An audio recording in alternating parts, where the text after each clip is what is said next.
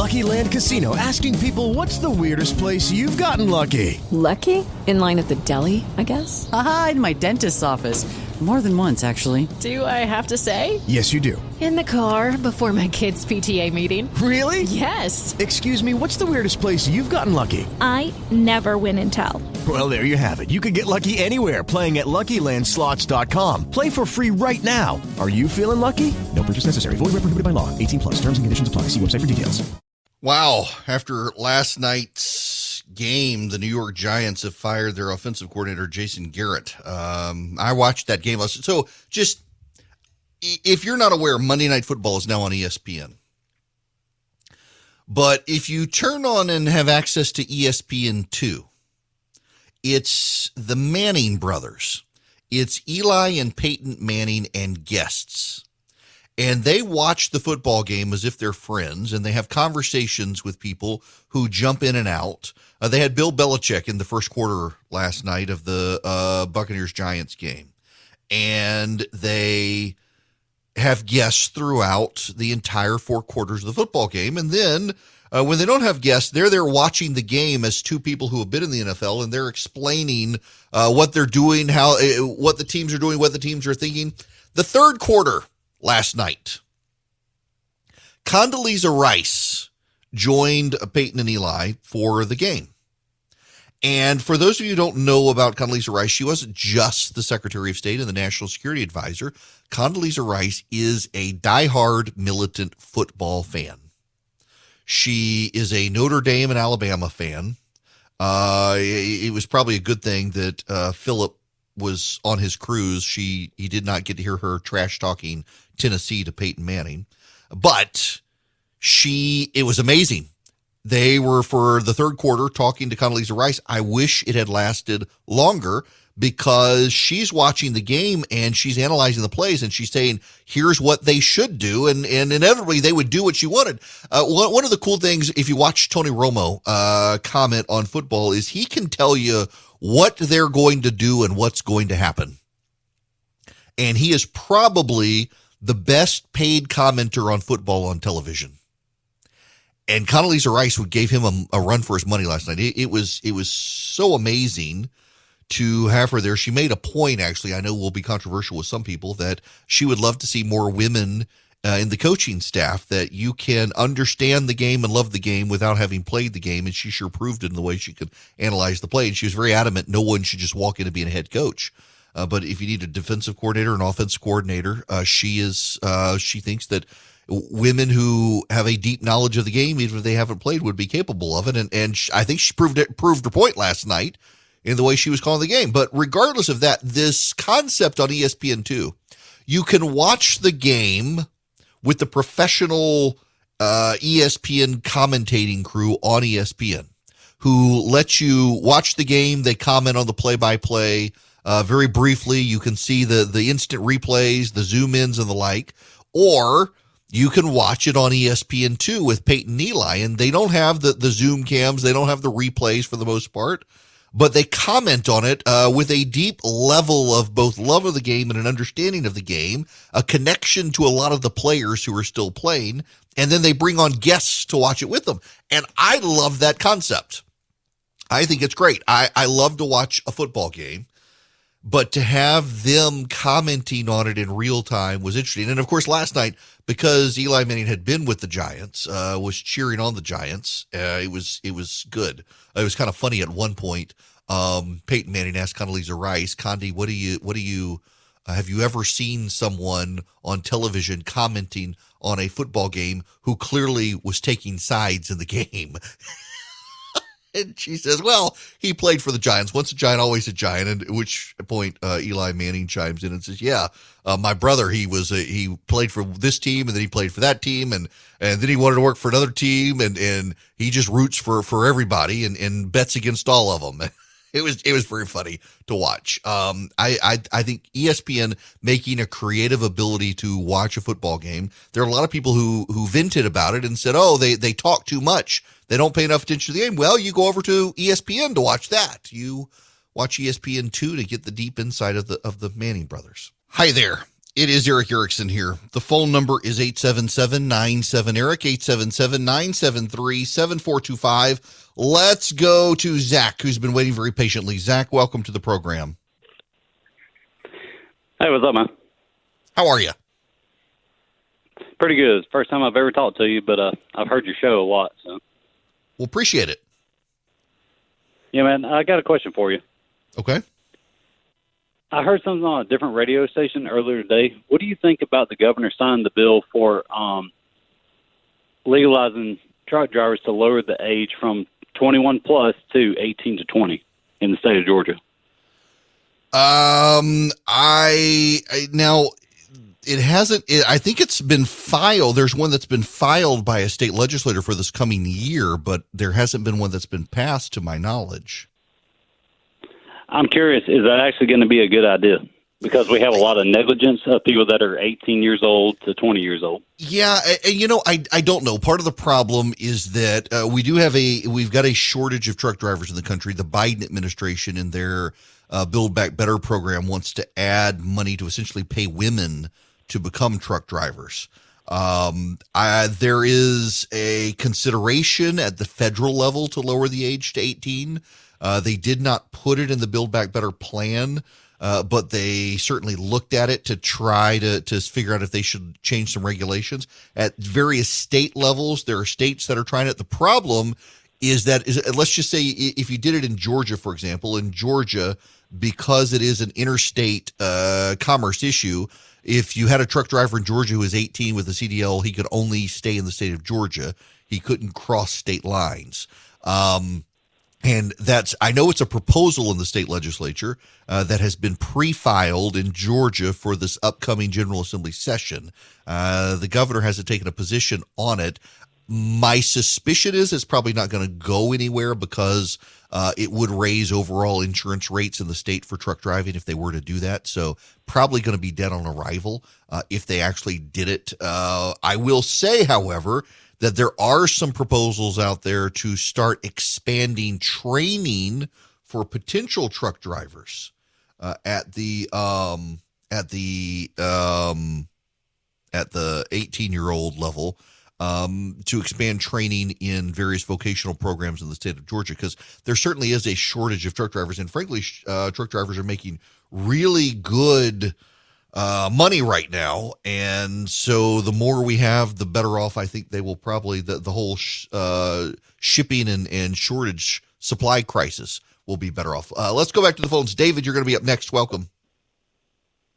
Good afternoon, Eric. How's it going, buddy? Great. How are you? I'm doing great. Listen, you were talking about the Democrats kind of being at rock bottom and some of the reasons that they're there.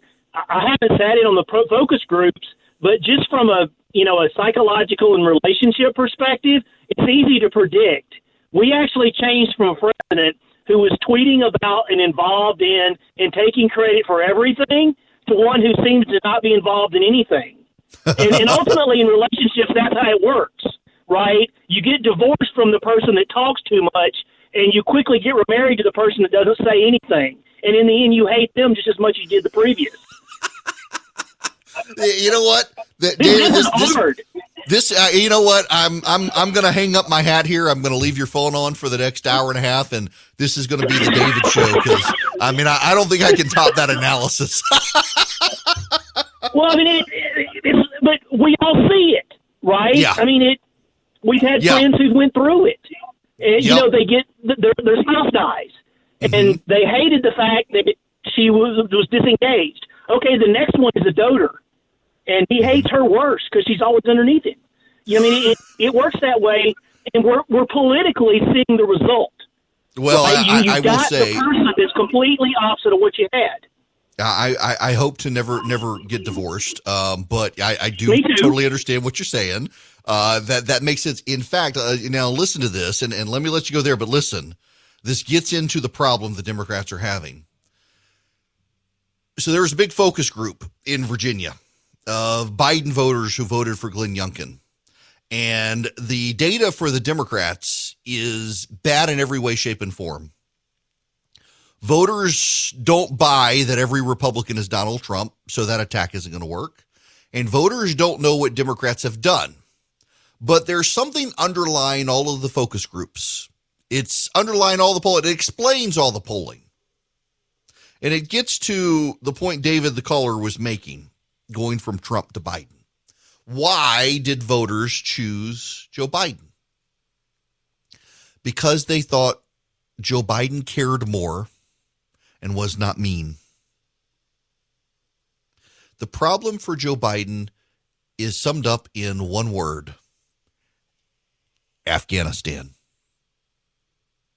Joe Biden, the way he left Afghanistan, made a lot of Americans realize he was not as empathetic as they presumed, nor was he as competent as they presumed. And the 1-2 punch of having no empathy and being inept or incompetent has left a lingering taste in voters' mouths that is negative towards Biden. Now, let me put it to you this way, just so you better understand it. Everything that Joe Biden does good now is presumed by voters to be the exception, and the rule is that he is incompetent and uncaring. He comes across as mean to voters now. And they thought, my gosh, we got rid of the guy who was the mean tweeter for something more normal, and this isn't normal. We can't get out of COVID. His government's bullying us. They're doing things we don't like. They bungled Afghanistan. They surrendered to the very people who organized 9/11 20 years after the fact. He wanted to coincide it for that. The whole thing it's left a terrible taste in voters' mouths. And the Democrats can't get beyond it. And the Democrats can't get beyond it because the Democrats are too busy fighting with each other. Voters, for example, in the Build Back Better plan, you know what the voters like in abstract, not in practice, but in abstract? Voters like the forgiveness of student loans, and they like free tuition for college. But you know what? The Democrats have taken that out of Build Back Better. It's not actually there, and the voters think maybe it is. The voters in abstract do not care about roads and bridges. They don't care about it. They care about the fact that they can't fill up their car to get on the roads and bridges, and the Democrats aren't doing anything to make that better. The voters fundamentally are angry with the Democratic Party. The voters fundamentally are at odds with the Democratic Party.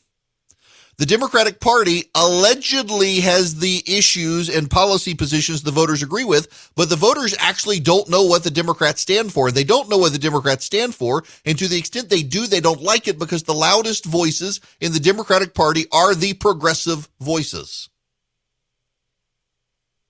The man who ran over the people at the Kenosha, Wisconsin Christmas parade jumped bail and still made bond, a low bond. The district attorney is outraged by how low it was, given that he was going to jail for running over his wife at a gas station, or at least his girlfriend. That happened on Sunday. The day after, on Monday, the 22nd of November, the day after that attack, Alexandria Ocasio-Cortez, Rashida Tlaib, Ayanna Pressley, and the rest of the squad are calling for bail reform to lower bail and get rid of cash bail. The day after that guy was able to get out on too low a bail, they want to end cash bail. They want to end bond. They want to just let people out until they're facing court. They do not want to keep people in jail pending trial. They want a federal law that does that. You will notice that the National Press Corps has tried very hard to not cover that story because it plays into just how out of touch the Democrats are in a crime wave. Voters don't like the Democrats. They don't much care for the Republicans, but they think the Republicans culturally relate better to them than the Democrats. You know, the Fairfax County school system in Virginia banned a number of books parents thought were insensitive or pornographic. They are announcing today they're bringing all those books back. They made a big deal about it in the run-up to the election, that they were getting rid of these books to placate the parents. Now that the election's over and it did not go for Terry McAuliffe, the school system is now reimposing those books, putting those books back in the library. The Democratic Party is out of touch with the American people. The Democrats lack empathy. Let me read you a story from the Washington Free Beacon that's just hitting the air, or hitting the wire service. The Department of Education wants to roll back a Trump-era effort to collect data on teacher-on-student sex crimes. The department's Office of Civil Rights will not ask school districts questions regarding teacher-on-student sexual assault allegations as part of its 2021-2022 civil rights data collection proposed Thursday. The Education Department will still ask districts to report documented cases of rape and sexual assault, but it will not ask school officials to report allegations that resulted in the resignation or retirement of the accused. Former Secretary of Education Betsy DeVos added those optional questions. The department won't ask districts to report pending cases or cases in which a school staffer was reassigned to another district prior to the conclusion of an investigation. They're walking back the things designed to keep kids safe in schools because the teachers' unions have demanded it. They're making kids wear masks still because the teachers' unions demanded it. In New York City today, it's in the 30s, and they're making the kids in school eat outside for lunch.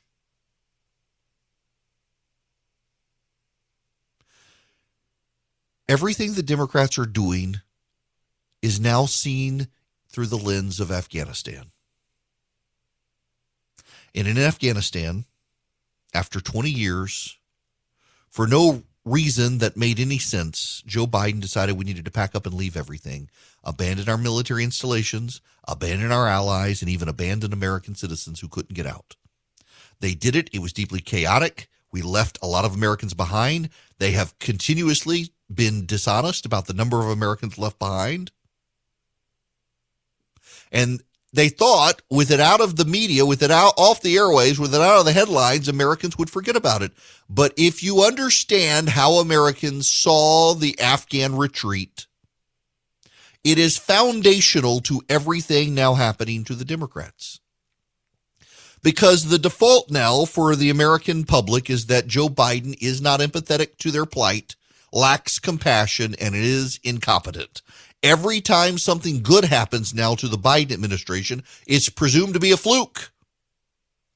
And as long as gas prices go up and inflation goes up and costs go up for groceries, and we don't get through the pandemic and more waves of the virus happen, people continue to look on Joe Biden, the man who promised to get us through COVID and back to normal, as a man who can't deliver on what he promised because he lacks compassion and he lacks competence.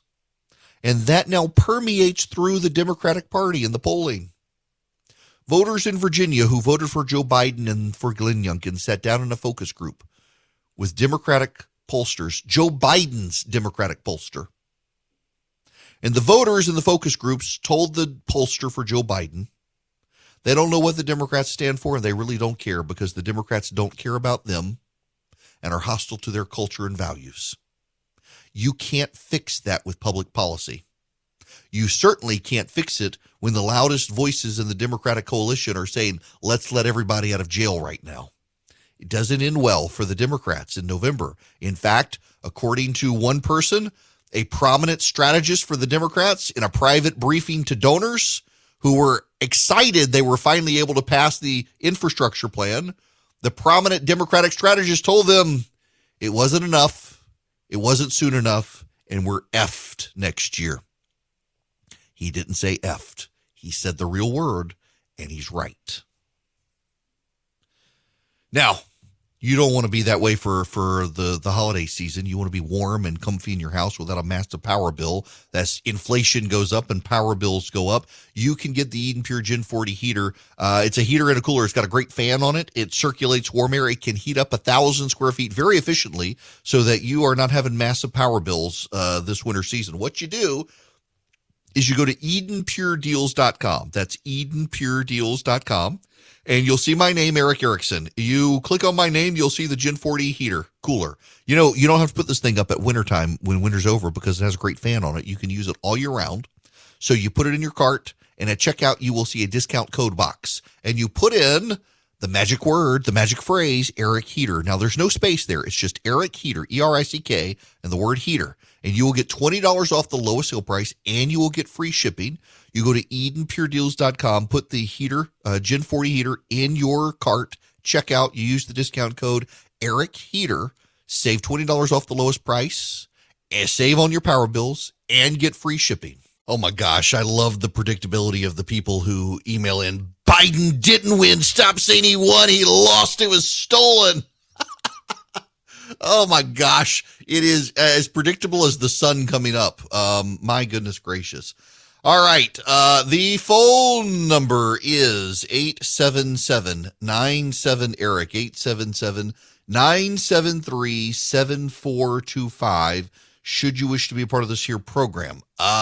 When we come back, I actually want to talk about a story out of Georgia with serious national implications. Buckhead, the northern portion of the city of Atlanta, members of the state legislature in Georgia have pre-filed legislation to allow the creation of the city of Buckhead. Now, there's already a Buckhead, Georgia. So I guess we'll go from Buckhead and we'll have Buckhead City. There's a town in Georgia, beautiful, beautiful part of the state. It's a very small town called Buckhead. It is near Lake Oconee in Georgia. Well, Buckhead, the financial center of Atlanta, some of them want to break away. There are real implications, but it's part of a larger trend of suburban portions of cities that feel like they're being disrespected by the city center and by the politicians. And in particular, as those cities try to find affordable housing and apartments for the poor, and they've chosen to integrate the neighborhoods of the wealthy with the poor, the wealthy people who live there are having none of it. They don't want anything to do with it. And here's the problem. They don't want to have anything to do with it because they know that statistically what's going to happen is it will lower their property values and bring in crime. And yet they're being accused of racism, even though they have legitimate concerns.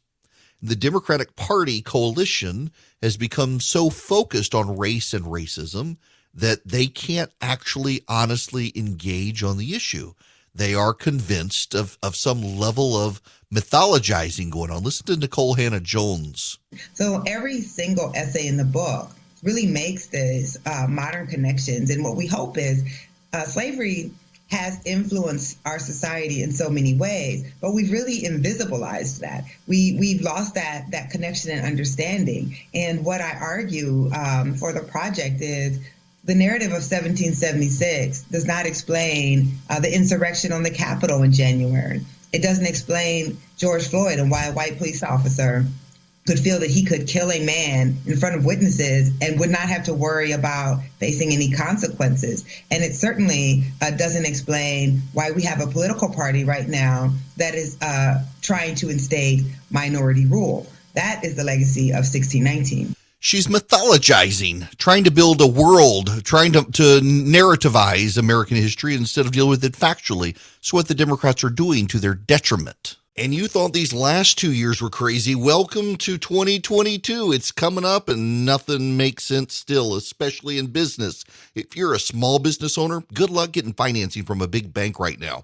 I can offer you a fantastic solution if you're looking for $750,000 or more in financing for your business. First Liberty Building and Loan. Let's say you want to buy a new building or you want to refi existing debt or you want to buy a company. Basically, you see opportunity for your business to grow, but you've hit a wall with the mega banks getting financing. That's where First Liberty Building and Loan and my friends, the Frost family, come in. They solve small business financing problems better than anyone I've ever seen. They say yes, where big banks say no. It's that simple. Look, just do this. Spend 10 minutes with them. Call them, First Liberty Building and Loan, say Eric sent you. In 10 minutes, you'll know if you're a good fit for their program.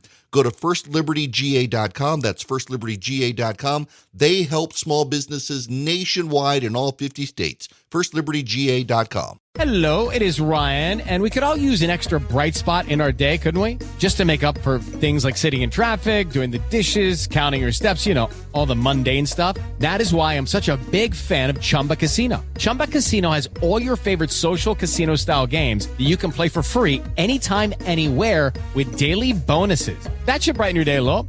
Actually, a lot. So sign up now at ChumbaCasino.com. That's ChumbaCasino.com. No purchase necessary. VGW Group. Void where prohibited by law. See terms and conditions. 18+.